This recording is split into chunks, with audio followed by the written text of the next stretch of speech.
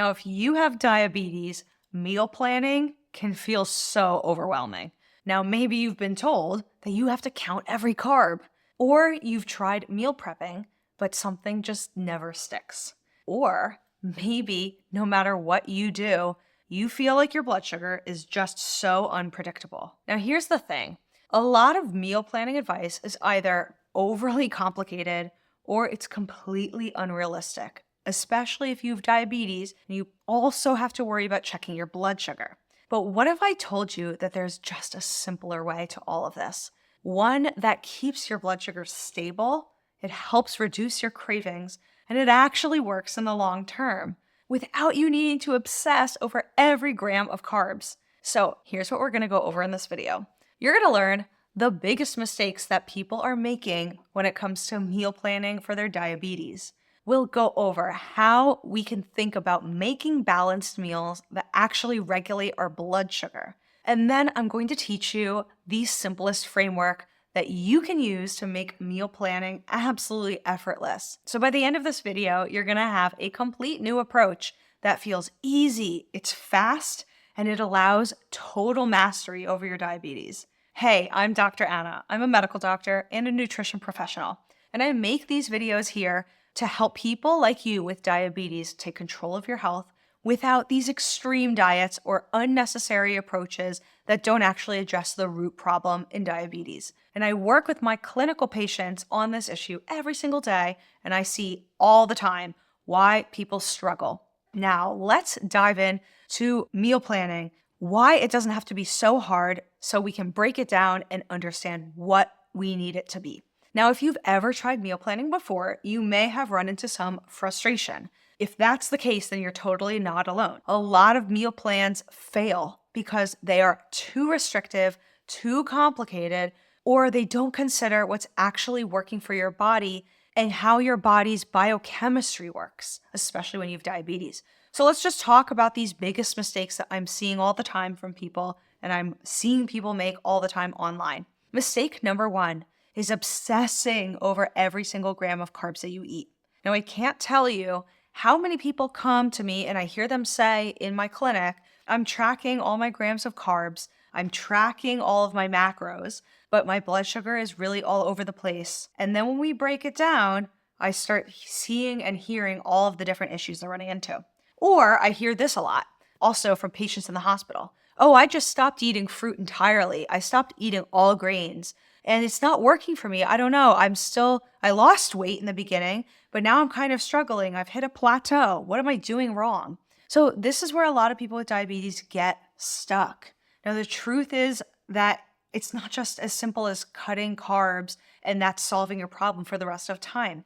It's also about what else you are eating that's impacting your biochemistry and your metabolism. Now, something we need to get straight here is that metabolism is a dynamic aspect of your body. It is the whole functioning of your organ systems that's regulating energy. It's taking in the fuel, it's converting those molecules into chemical energy that then converts into electrical energy. And there's all these amazing mechanisms that are happening inside of your cells. But you need to understand that things fluctuate, and there's definitely so many reasons why your body is not responding to you all the time in the same way. Now, we're not going to get into all the mechanisms here. I can tell you we would be here forever if I was trying to teach you everything there is to know about it. So let's just break down what's the main problem that happens for people with diabetes when they get stuck with their meal planning. So let's say you're eating a low carb meal and you've been studying what's the best way to eat for diabetes, and you've been practicing different approaches, and you found that you like a lower carb amount, so you count your carbs. Okay, you made your meal. But I ask you, have you ever thought about aspects of your meal besides the carbs? It's possible that you're missing other key nutrients that your body really needs to regulate blood sugar. How much fiber are you getting? How much healthy fat? Are you having enough protein to support your whole metabolism and your overall health?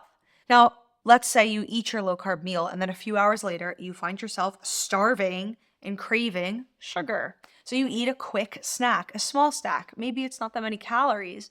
Could be a handful of crackers or even a diabetic-friendly protein bar that you bought.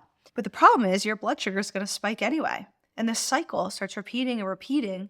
Before you know it, even though you've counted your carbs, your blood sugar's out of control and your diabetes is not well managed. Not to mention, you may be struggling with your weight loss goals. So the problem really clearly isn't just about counting carbs. You have to have a better system to approach this. I would argue it's really about how your body is responding to food as an entirety, in a whole system sense, in a very holistic sense, if you will, thinking about all of the foods you eat. So this is why I don't like the approach of counting carbs as the entire answer for diabetics. I find it kind of misleading because it's zeroing in on one aspect of it and putting the blinders on to the rest of what's going on in terms of your metabolism and your health. So I think it's better to find a smarter way to build meals that's actually going to keep your blood sugar stable. And I promise you, by the end of this video, you're going to learn what that is. Okay, what's mistake number 2 that diabetics are making all the time? Well, it's ignoring hunger and fullness signals. I hear this quote a lot. For example, I feel like I'm constantly thinking about food. I eat my meal, and 2 hours later, I'm starving. I'm just obsessed with thinking about food. What's going on? Does this sound familiar? Has this happened to you? There are so many diabetics who struggle with constant hunger and cravings. And I promise you, it's not just because you're eating too much, and it's not your fault. Your meals may not be satisfying your body's essential needs.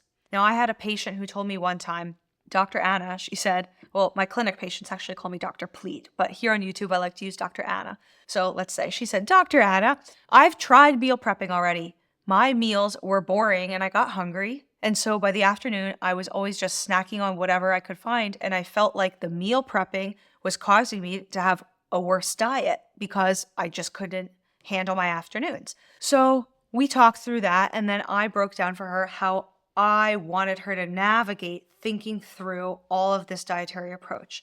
And this is the classic mistake she was making and a classic mistake a lot of people make. Her meals were deficient in essential nutrients, too low in protein, and did not have enough healthy fat. So here's why this happens all the time. So let's say you're following a more classical American diet, which tends to be a high carbohydrate diet. So let's say you have a meal with a high amount of carbs. And by definition, if we're considering the carbs as the larger portion, maybe we would think of this as a little lower in fat.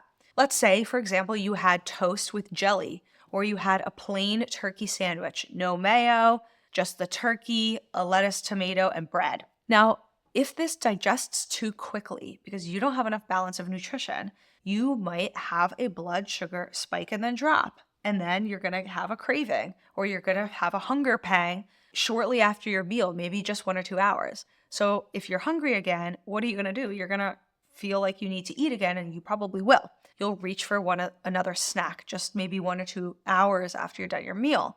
But this is why I argue that these strict low-calorie meal plans are really sabotaging your success with diabetes. Now, the goal of eating is to eat for energy. Your body needs energy to sustain itself so you can go ahead in life and do stuff and live your life. And ideally, your meal should make you full so you don't feel like you're constantly battling hunger. But if you are eating such a low-calorie diet that you're never really satisfied, you really run the risk of crashing and binging and overeating at some point. So we need to keep that in mind. Meals need to be satisfying. Now, mistake number 3 is the one I think most people fall into when it comes to meal planning for diabetes. They make it too complicated. There's so many plans out there. There's apps and programs. That's fine. And I've heard some crazy concepts. Like, I just eat yellow foods on Mondays and green foods on Wednesdays. And okay, but that's a lot of extra thinking you have to do to plan what you're going to eat.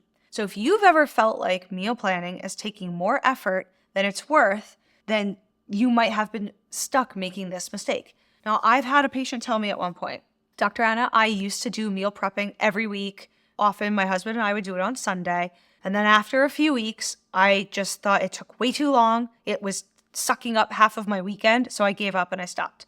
And the problem was I made all of this food on Sunday and I was stuck eating the same meal until Friday. And I don't want to have the same dinner every night. This is so classic. I find so many people run into this issue. The truth is, if your meal planning is feeling like a full-time job, then it's too complicated and you're not going to stick with it. So I'd argue that the better plan is one that works and is seamless into your life, and it works with your schedule, not against it.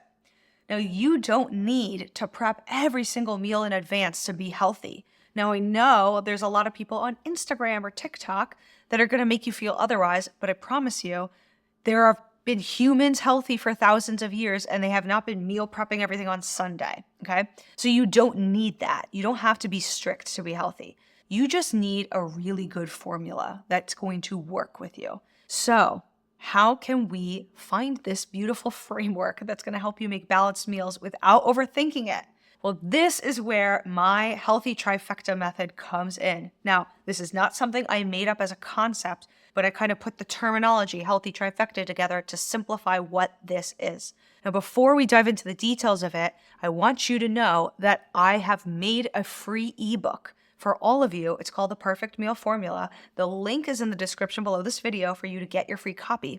And this ebook organizes how to think about making balanced, healthy meals, and it teaches the healthy trifecta. So we're going to go over it right here in this video, but don't forget, I have the ebook below. It does so much more than this video will do. It's going to give you a lot of background, why this is important, how to think through it. There's an entire week of meal ideas, breakfast, lunch, dinner for 7 days a week. If you have no idea, you can at least just start there. So get your free copy of the ebook, descriptions below this video. Okay, let's break down the healthy trifecta. Without further ado, 3 components your body absolutely needs every time you eat, ideally, in order to have the maximum benefit for your metabolism and your blood sugar regulation. What is it? It's protein. It's going to help keep you full, prevent cravings, stabilize your blood sugar. It's going to have fiber, slows down digestion, which slows down sugar absorption. In other words, decreases sugar spikes after your meal. And it's going to help you with your bowel movements later on in the process of digestion and regulation of our metabolism. And then we need healthy fats. This is going to regulate hunger, prevent insulin spikes, keep you full longer, help the satiety, that feeling of being full after your meal and enjoying the meal. All the flavor comes from fat. So 3 components: protein, fiber, fats. Every meal should ideally have all 3 of these elements, and ideally every snack as well. So let's go through an example meal that follows the healthy trifecta. And this is not just for people with diabetes. This is a healthy meal for anyone, but it's probably especially a good idea if you have diabetes. Grilled chicken or fish. You pick your poison, pick your protein. Quinoa plus some avocado and a side salad. This could be scrambled eggs with sauteed spinach and olive oil drizzle, maybe some feta cheese. Third idea could be a little bit of tofu with sauteed veggies and some chopped nuts, or maybe you want to make it a little Asian flavor and add some spiciness to it, some hot peppers, or some toasted sesame oil and sesame seeds on top. I mean, you can get fancy here if you want. So here's why this works. The healthy trifecta, having all 3 of these components, is going to help you feel full longer so that you're not constantly snacking. It's going to help you prevent blood sugar crashes that are going to trigger your cravings. It'll probably also take the stress out of meal planning. You don't have to track every bite. You don't have to count anything. You need to look in your fridge or look on your grocery list and decide, do I have enough sources of healthy fats, olive oil, avocado, nuts, seeds, healthy proteins, you name the variety you like, depends on the meal of the day, yogurt, could be eggs, could be nuts and seeds, could be beans, can be healthy sources of animal protein like chicken, turkey, duck, even a little bit of red meat every now and then, real quality protein. And then do you have enough fiber? Vegetables, fruits, whole grains, nuts and seeds, legumes, which are beans, lentils, etc. So all of those things are important in a healthy, balanced diet. So as long as you have one of each of those categories in your meal or your snack, you're doing great. And that's probably what your body really wants from you. Now, I teach this all the time. If this overview was not enough and you're looking for a little bit more information, then you might like these 3 simple steps. So let's break down how you can start applying this healthy trifecta approach to make meal planning super easy, especially if you're somebody that's not used to doing a lot of heavy lifting here with your meal planning or prepping and you're kind of new to all of this. This is probably where you'd want to start, or you could think about this. So step 1, if you like the batch cooking method, meaning you'll cut down on the cooking time and you can cook a few days of food in advance, instead of prepping the entire meal, I'd argue, why not just pick 1, 2 of these components of the healthy trifecta and cook that one in advance. Pick a couple of proteins that you're going to cook. Pick a couple of sources of fiber, vegetables, a whole grain. Pick some healthy fats. Make sure you have enough of that in your kitchen so you can quickly throw a meal together without having to stress over it. These are things like having olive oil all the time in your house. This is an oil that I recommend all my patients use. It is so healthy for our bodies, and you really can't get enough of it. So, having the right options available is really going to simplify your life. So an example of this might be you grill a batch of chicken, or you pan sear a bunch of fish in advance, maybe more than one kind, so that you have your protein sources for your lunch or dinner. It's ready to go. Maybe you're roasting a whole tray of veggies. I used to do this when I was in medical school and I really didn't have a lot of time to cook. I would cook a bunch of types of vegetables at once. I would have sometimes 5 or 6 types of veggies going into trays in the oven. So I had roasted veggies to last me 3 or 4 days. So you can kind of think of it how you want to. Or maybe I'm going to cook a little bit of quinoa or wild rice in advance and have enough for a couple of days. Depends on who you talk to. Some people say, don't leave the rice in the fridge more than 24 hours. So you have to decide your comfort zone with that. Some people argue bacteria can start to grow. Okay, what is step 2 of approaching meal prepping with the healthy trifecta in a very simple way? Well, it's what I like to call my 2-minute meal formula. If you have no time to look at recipes and you're like, I don't have any time for any of this, you can't really cook a lot, just pick a protein, a fiber, a healthy fat in under 2 minutes. This is going to mean we're picking a protein source that has little or no cooking time required. Maybe your protein here is a yogurt or cottage cheese. Maybe it's going to be an egg that you just need to quickly scramble in a pan. So not all going to have time to cook tofu, pan-seared, or fish in the oven, or chicken every single day, and that's totally okay. Make sure you have healthy sources of fat as well available to you on the go.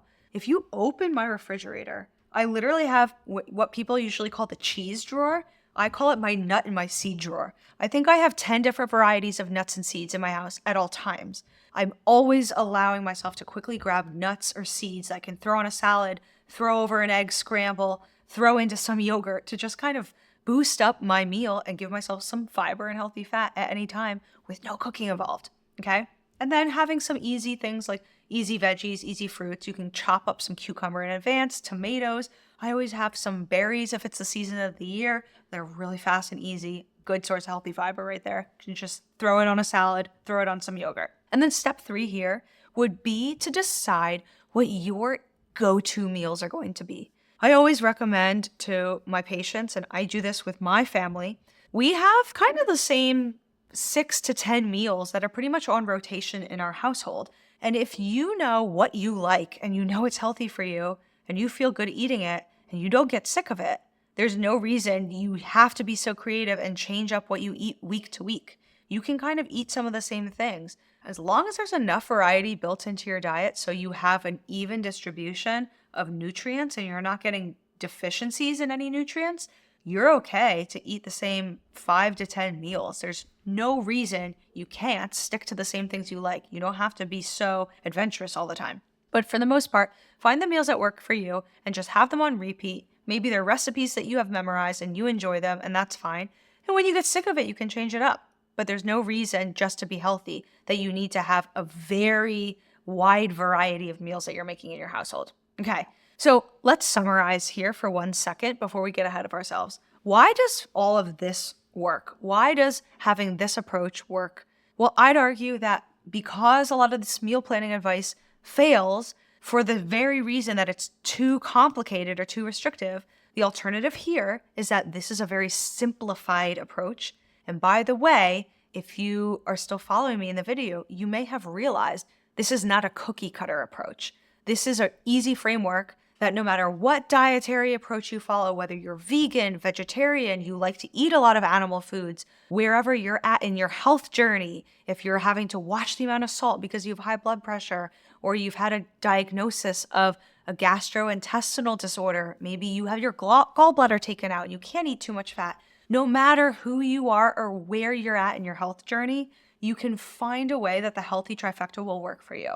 So when you focus on balance instead of obsessing over carbs, you're going to feel full, you'll be satisfied, you're going to reduce your cravings naturally, your blood sugar likely will start to get more stable, partially because you're not so stressed out. And we know that stress is really not good for our blood sugar regulation. So if this was a really good jumpstart for you, but you're looking for a little bit more of those meal ideas, check out my diabetes videos up here. I have meal ideas for breakfast, lunch, dinner, snacks, desserts, specifically for those of you who have diabetes, or even if you don't and you're just looking for more ideas, jump into those videos and I'll see you over there.